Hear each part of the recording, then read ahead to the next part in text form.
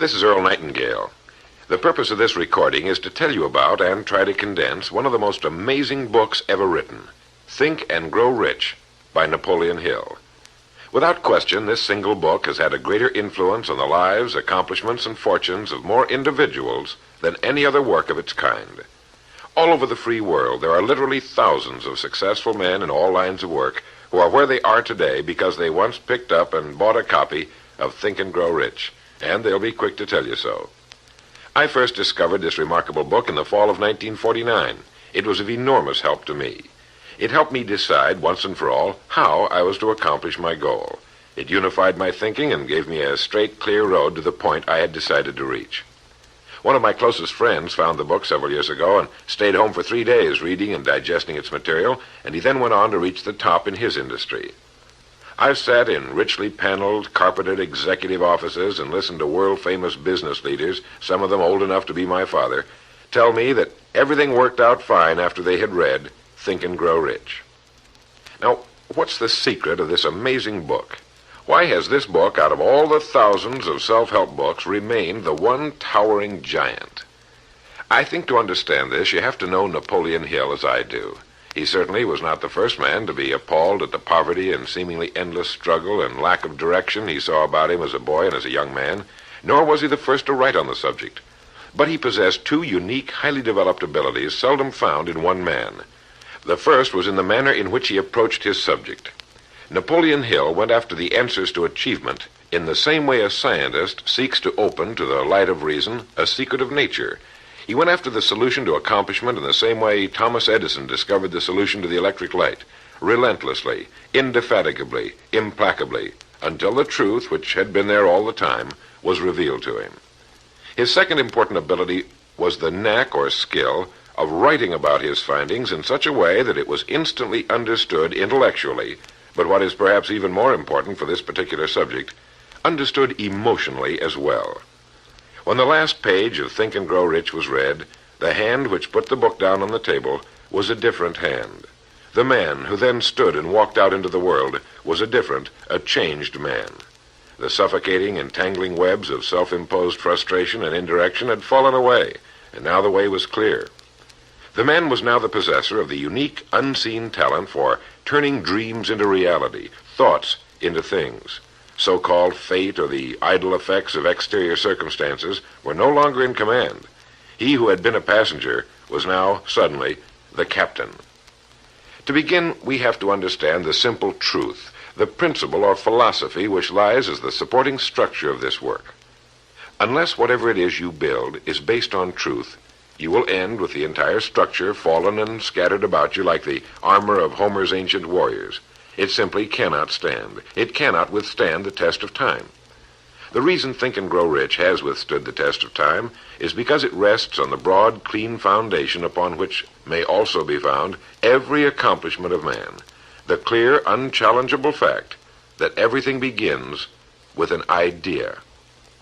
A philosophy based on the fact that riches of every kind begin with the state of mind, that one may start with nothing but thoughts, ideas, and organized plans.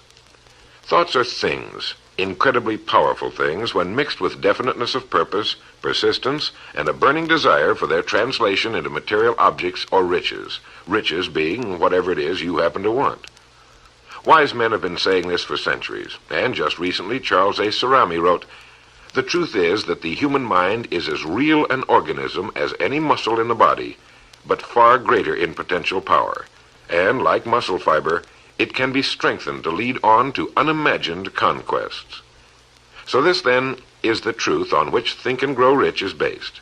If you know what you want, and if you want it strongly enough to muster the kind of persistence that simply cannot be stopped, you will most certainly achieve it. By controlling your mind, you can control your destiny here on Earth. With this as our foundation, let's talk about Napoleon Hill's famous 13 proven steps to riches as found in his book, Think and Grow Rich, remembering, of course, that riches are whatever it is you happen to want. And right here, let me make two important points. The first is that whenever you listen to this record, have a notebook handy and make notes as we go along. The second is that this record was produced for your own personal use, to go with you on your own exciting journey. To play this record for a group will prove to be of only temporary help.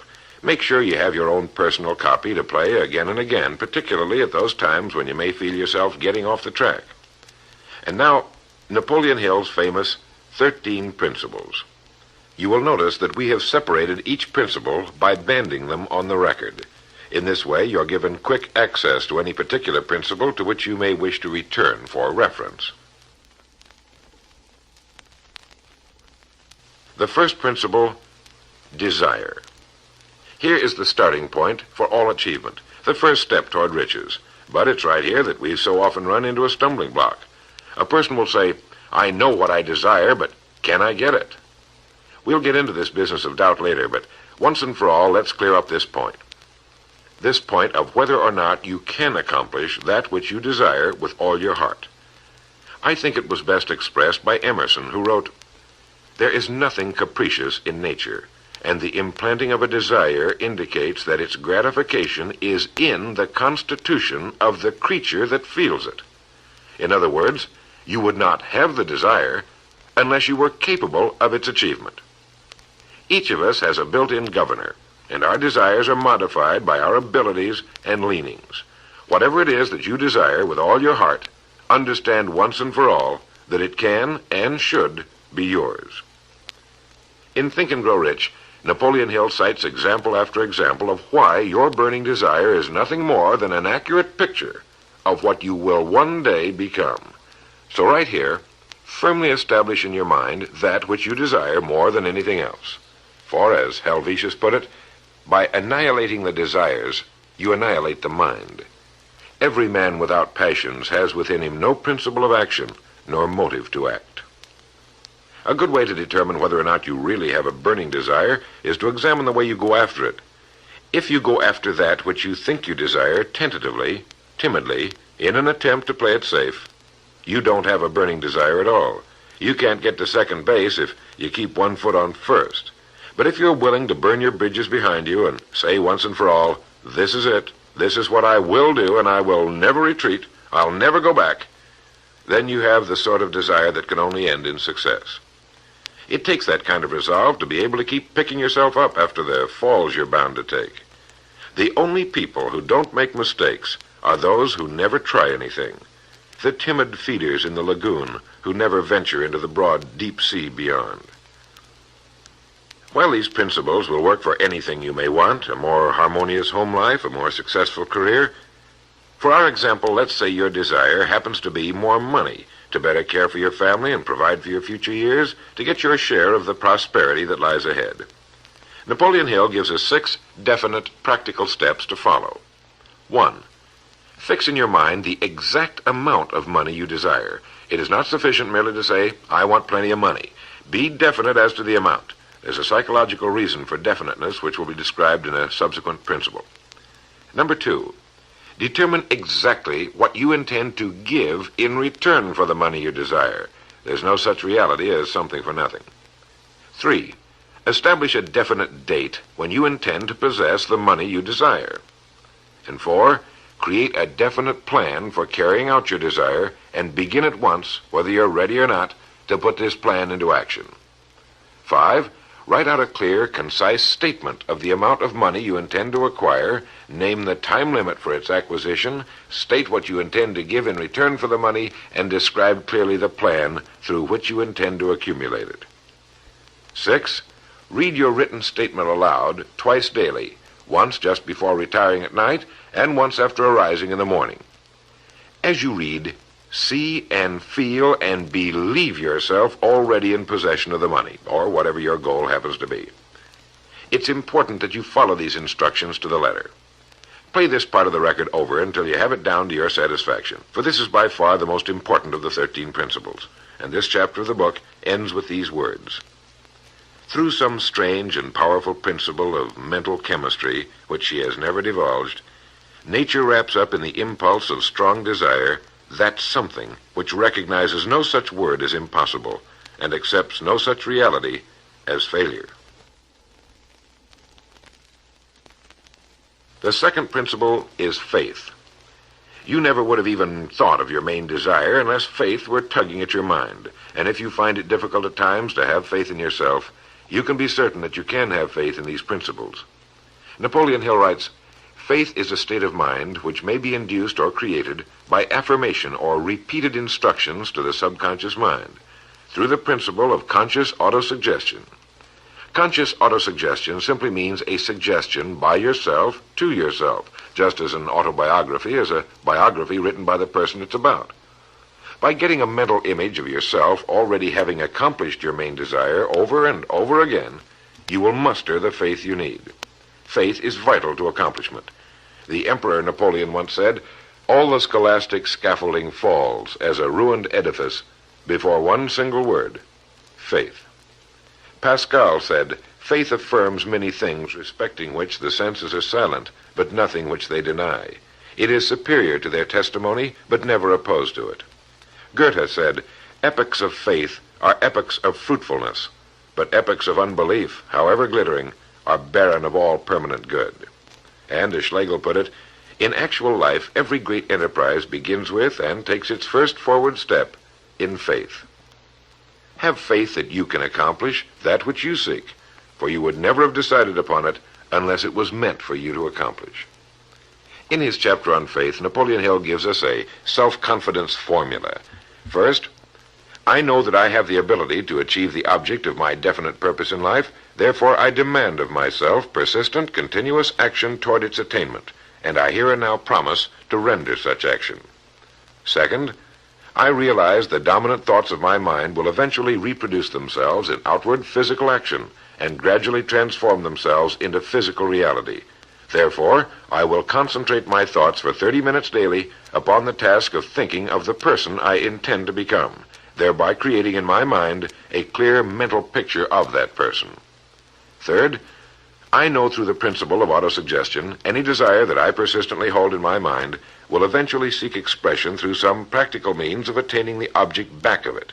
Therefore, I will devote 10 minutes daily to demanding of myself the development of self-confidence. Fourth, I have clearly written down a description of my definite chief aim in life, and I will never stop trying until I have developed sufficient self-confidence for its attainment. Fifth, I fully realize that no wealth or position can long endure unless built upon truth and justice. Therefore, I will engage in no transaction which does not benefit all whom it affects. I will succeed by attracting to myself the forces I wish to use and the cooperation of other people. I will induce others to serve me because of my willingness to serve others. I will eliminate hatred, envy, jealousy, selfishness, and cynicism by developing love for all humanity, because I know that a negative attitude toward others can never bring me success. I will cause others to believe in me because I will believe in them and in myself. In rereading Think and Grow Rich so that I could write this condensation for recording, I was forcibly struck all over again by this great chapter on faith, particularly the examples of how some of the world's greatest men have accomplished what appeared to be impossible through faith. The third principle is autosuggestion. Now, we've already touched on this. This chapter of the book tells us how, through repeated suggestion, the subconscious mind can be put to work for us. It is the faculty of being able to concentrate your mind on your burning desire until your subconscious mind accepts it as fact and begins to devise ways of bringing it about. Here is where hunches come from, sudden flashes of thought or inspiration, guidance. The instructions given in connection with the 6 steps in the second chapter will now be summarized and blended with the principles covered by Napoleon Hill's chapter on autosuggestion. First, go into some quiet spot, perhaps in bed at night, close your eyes and repeat aloud, so you may hear your own words, the written statement of the amount of money you intend to accumulate, or a careful reaffirmation of whatever your goal happens to be, the time limit for its accumulation, and a description of the service or merchandise you intend to give in return for the money. As you carry out these instructions, see yourself already in possession of your goal. For example, suppose that you intend to accumulate $50,000 by the 1st of January, 5 years from now, that you intend to give personal services in return for the money in the capacity of a salesman. Your written statement of your purpose should be similar to the following. By the 1st day of January, 19, whatever it happens to be, I will have in my possession $50,000, which will come to me in various amounts from time to time during the interim. In return for this money, I will give the most efficient service of which I am capable, rendering the fullest possible quantity and the best possible quality of service in the capacity of salesman of, and here describe the product or service you intend to sell or whatever it is you do for a living. It goes on.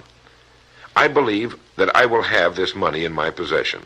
My faith is so strong that I can now see this money before my eyes. I can touch it with my hands. It is now awaiting transfer to me at the time and in the proportion that I deliver the service I intend to render in return for it.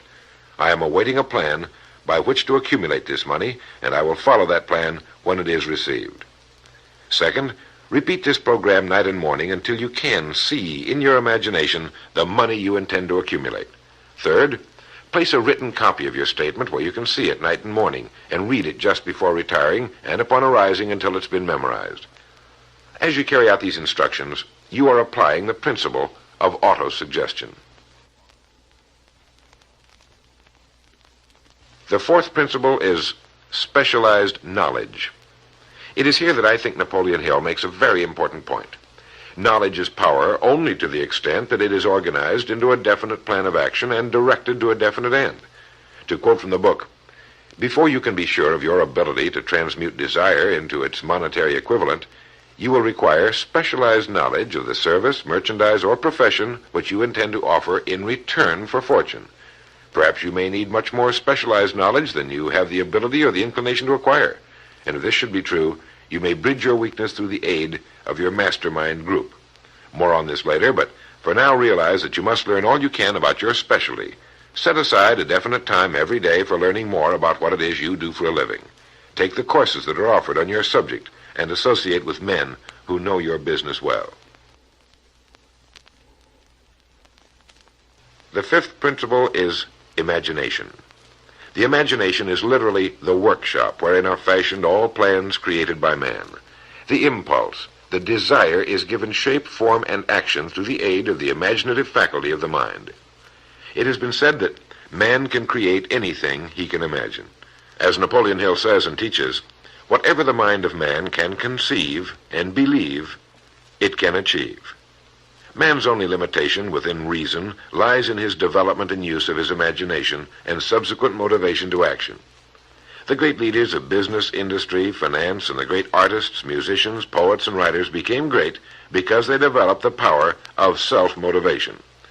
Incidentally, one of the best books ever put together on this subject, if not the greatest, is Success Through Positive Mental Attitude by Napoleon Hill and W. Clement Stone. I suggest you get a copy from your bookstore at your earliest convenience.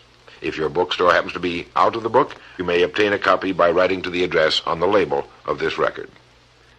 As you go about your daily work, think constantly of ways in which it could be done better, more efficiently. Think of the changes that are inevitable. Can they be made now? And if you feel limited, remember the words of the late Frank Lloyd Wright. He said, "The human race built most nobly when limitations were greatest, and therefore when most was required of imagination in order to build it all.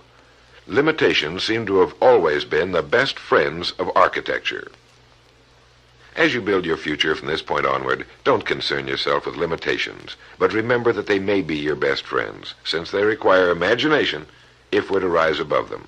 And as Beecher said, the soul without imagination is what an observatory would be without a telescope. Now, if you'll turn this record over, we'll get to the sixth principle.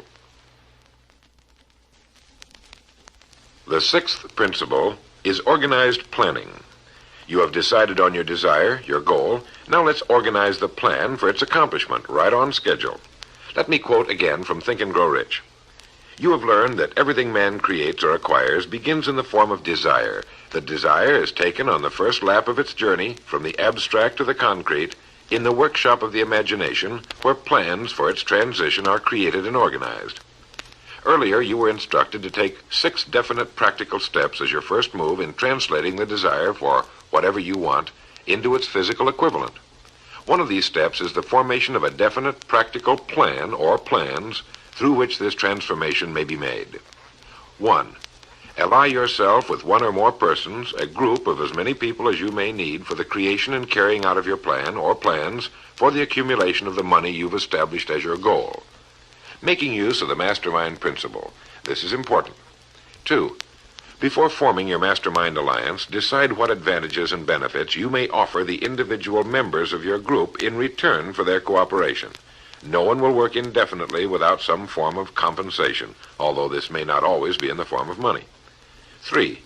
Arrange to meet with the members of your mastermind group at least twice a week, and more often if possible, until you have jointly perfected the necessary plan or plans for the accomplishment of your goal. 4. Maintain perfect harmony between yourself and every member of your mastermind group. Keep in mind these facts. First, you're engaged in an undertaking of major importance to you. To be sure of success, you must have plans which are faultless.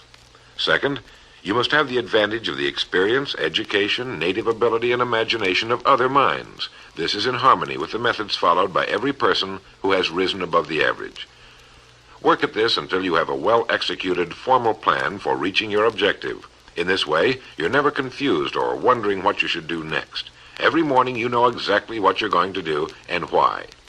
It is in this chapter of Think and Grow Rich that Napoleon Hill gives us his 11 qualities of leadership. 1. Unwavering courage. 2. Self-control. 3. A keen sense of justice. 4. Definiteness of decision. 5. Definiteness of plans. 6. The habit of doing more than paid for. 7. A pleasing personality. 8. Sympathy and understanding. 9. Mastery of detail. 10. Willingness to assume full responsibility. And 11. Cooperation. The chapter on organized planning is one of the largest and most important in the book. It goes without saying that a man without a plan to follow is like a ship without a course. No place to go, with disaster a probability. The 7th principle, decision. The mastery of procrastination. To quote, accurate analysis of over 25,000 men and women who had experienced failure disclosed the fact that lack of decision was near the head of the list of the 30 major causes of failure. This is no mere statement of a theory, it is a fact. Procrastination, the opposite of decision, is a common enemy which every man must conquer.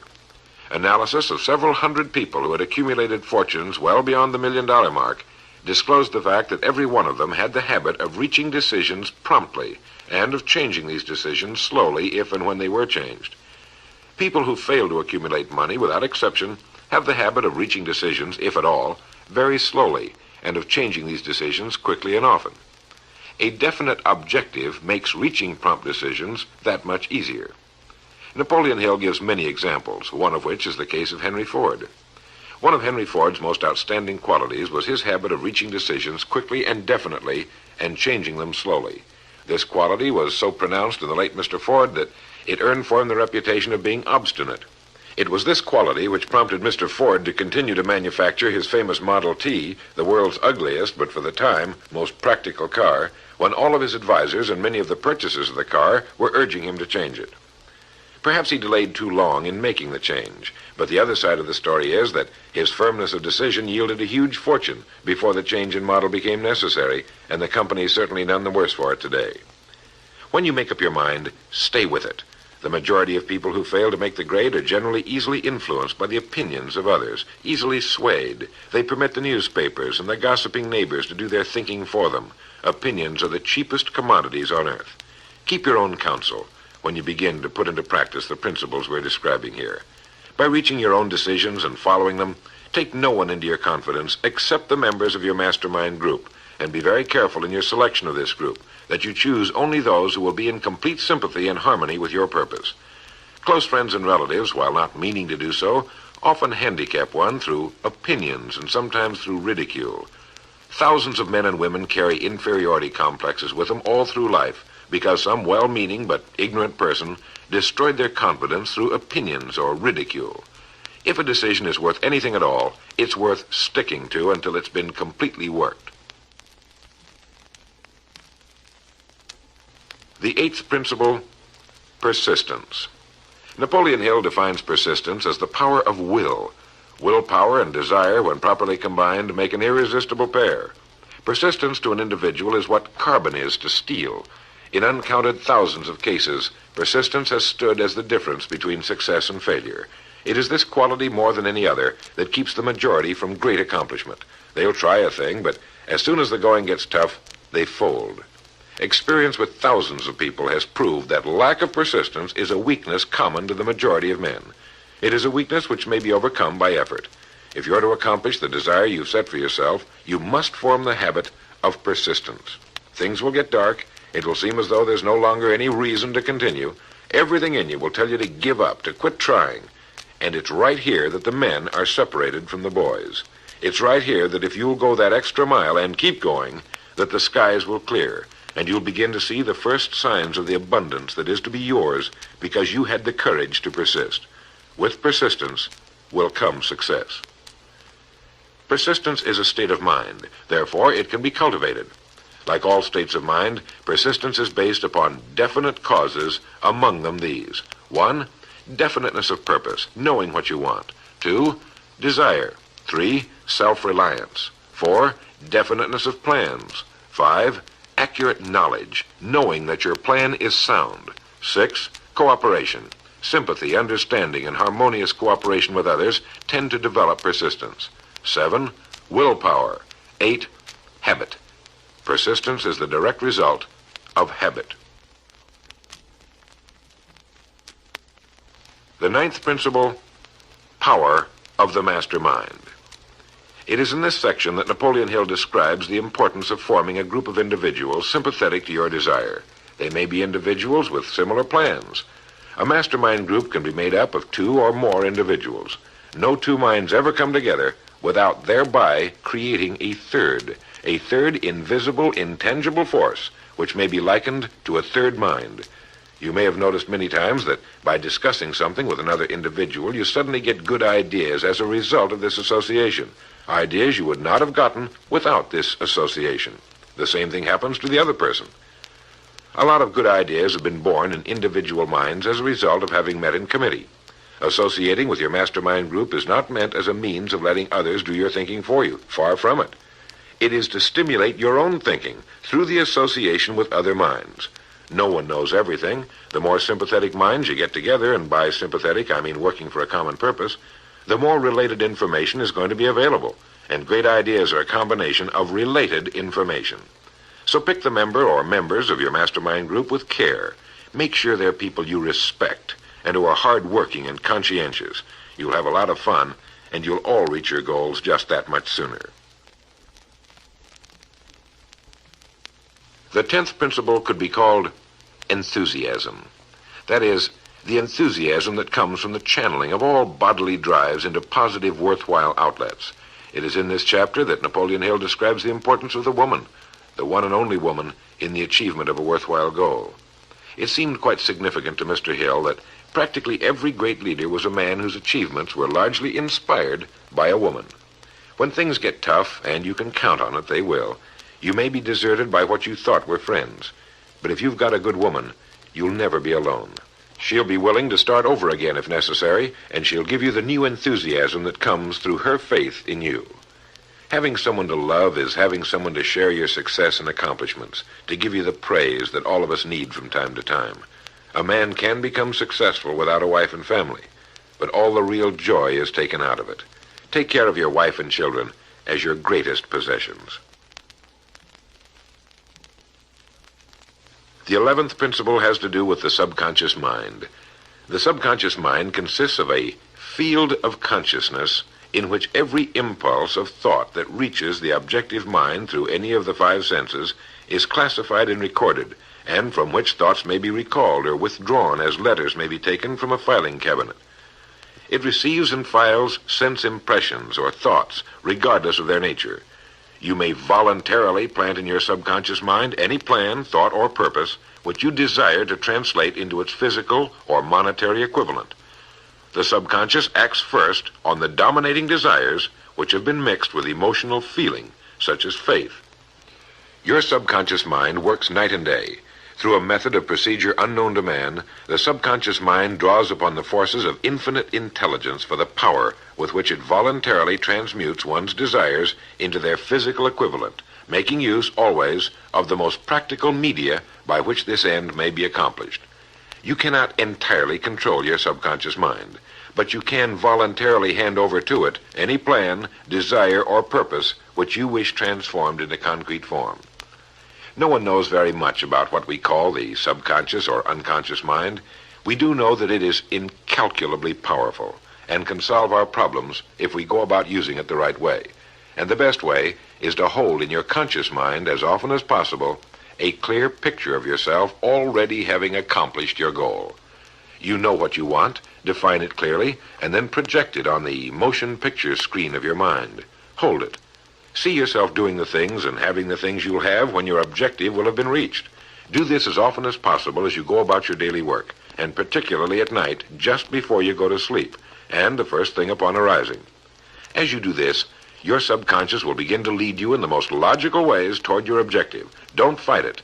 Follow your sudden hunches, the ideas that come into your mind, knowing that it's your subconscious trying to get through to your conscious mind. If you'll keep at this, you'll be amazed and delighted by the wonderful ideas that just seem to come from nowhere. In the next principle, we'll talk some more about this sixth sense that seems to control the lives of the great men and women, but it comes from a systematic triggering of the subconscious mind. The lives of the great men and women, which seem miraculous to the average person, are nothing more than the fulfillment of their burning desires through the power of their subconscious minds. Time means nothing to your subconscious.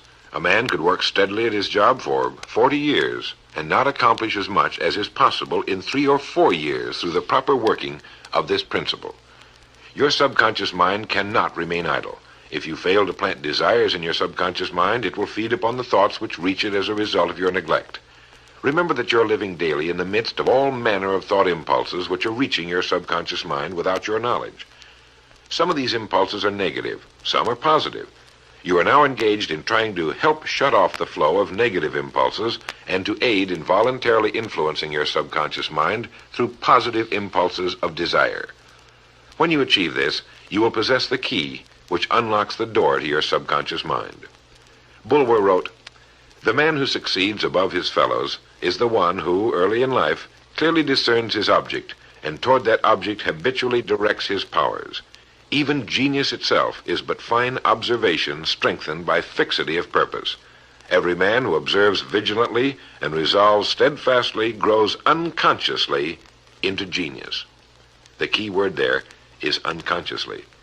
Know what you want. Decide once and for all that it will be yours. Remain steadfast on course, propelled by faith, and your subconscious or unconscious mind will do the rest. The 12th principle, as outlined in Think and Grow Rich by Napoleon Hill, has to do with the brain. If you had access to all the wealth in the world and took a penny, you would be doing exactly what you very probably have been doing in the use of your brain. Nothing in the world is more pitiful than the misunderstanding by the average person of the power of his brain and the minds to which it is connected, the conscious and the subconscious. You own in your brain the most marvelous, miraculous, inconceivably powerful force the world has ever known. Take, for example, the fact that the number of lines which connect the brain cells with one another equal the figure 1 followed by 15 million ciphers. It has been determined that there are from 10 to 14 billion cells in the average human cerebral cortex. It is inconceivable that such a network of intricate machinery should be in existence for the sole purpose of carrying on the physical functions incidental to growth and maintenance of the physical body. This is the mechanism that has given us the supersonic airplane, our deep rocket probes into outer space, the sciences, the arts, all that we know and use today and will use tomorrow, have hatched from this small gray mass each of us carries around. Can you doubt, even for a moment, that it can bring you and yours everything you want here on Earth? Of course it can. If you will recognize your power as an individual and stop acting like those who have never even thought about it. Give it the job you've decided to accomplish and watch it handle it. The 13th and final principle is called the sixth sense. The sixth sense can be described as the sense through which infinite intelligence may and will communicate voluntarily without any effort from or demands by the individual. This principle is the apex of the philosophy. It can be assimilated, understood, and applied only by first mastering the other 12 principles. The sixth sense is that portion of the subconscious mind which has been referred to as the creative imagination. It has also been referred to as the receiving set, through which ideas, plans, and thoughts flash into the mind. The flashes are sometimes called hunches or inspirations. The sixth sense defies description. It cannot be described to a person who has not mastered the other principles of this philosophy, because such a person has no knowledge and no experience with which the sixth sense may be compared. The sixth sense is not something that one can take off and put on at will. Ability to use this great power comes slowly through application of the other principles we've outlined. Many individuals come into a workable knowledge of the sixth sense even before the age of 40, but more often the knowledge is not available until one is well past 50, and this for the reason that the spiritual forces with which the sixth sense is so closely related do not mature and become usable generally except through years of meditation, self-examination, and serious thought. But begin to develop it now by applying the principles we've talked about here. Remember this: man can create nothing which he does not first conceive in the form of an impulse of thought. Man's thought impulses begin immediately to translate themselves into their physical equivalent, whether those thoughts are voluntary or involuntary. Keep fear out of your mind by concentrating on the mental picture of your goal, your greatest desire. Now, I want to mention that Think and Grow Rich as a book carries more endorsements by great men who knew of its truth than any other book of its kind ever written. I'll touch on only a few. All of these great men actually endorsed Napoleon Hill's principles. Former President of the United States William Howard Taft. F.W. Woolworth wrote that he had built his great chain of stores by applying many of these principles. Robert Dollar, who built the great Dollar steamship line, wrote, "If I had had this philosophy 50 years ago, I suppose I could have accomplished all that I've done in less than half the time. I sincerely hope the world will discover and reward you." Samuel Gompers wrote that the mastery of these principles is the equivalent of an insurance policy against failure. President Woodrow Wilson. John Wanamaker, the merchant prince, wrote, "I know that your fundamentals are sound because I've been applying them in my business for more than 30 years. George Eastman, the world's largest maker of cameras, Thomas Edison, Luther Burbank, Theodore Roosevelt, E.M. Statler, John D. Rockefeller. I think you know that the endorsements of these great men could not have been bought with all the money in the world. What we have been talking about here can change your life, can bring you anything and everything worthwhile you want in life for yourself and your family. Cut yourself away from the average, from the mediocre, and chart your course on the dream in your heart. These 13 principles will never let you down, as long as you use them. And now, it is with great pleasure that I give you the author himself, Napoleon Hill. Thank you, Earl Nightingale. The message which you who are listening have just heard has brought you within 3 short steps of the supreme secret of success. The same secret which has brought happiness, peace of mind, and financial success to countless thousands of people who have read Think and Grow Rich. The same secret which has made master salesmen out of ordinary order takers. And the same secret which has brought friendship, love, and marriage to men and women who have come under the spell of the 13 principles which Earl Nightingale has just described. You desire the better things of life, or you wouldn't be listening to this record. Come with me then, and I will help you chart your course, so you may acquire whatever it is that you desire most in life by following these instructions. 1. Condition your own subconscious mind to work for you while you sleep as well as when you are awake.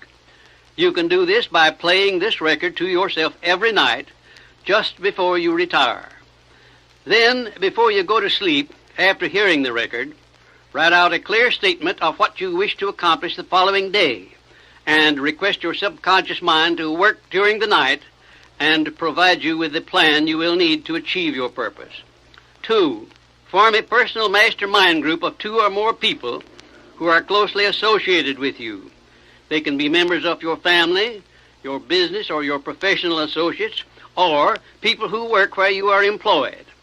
And play this record in their presence at least once a week.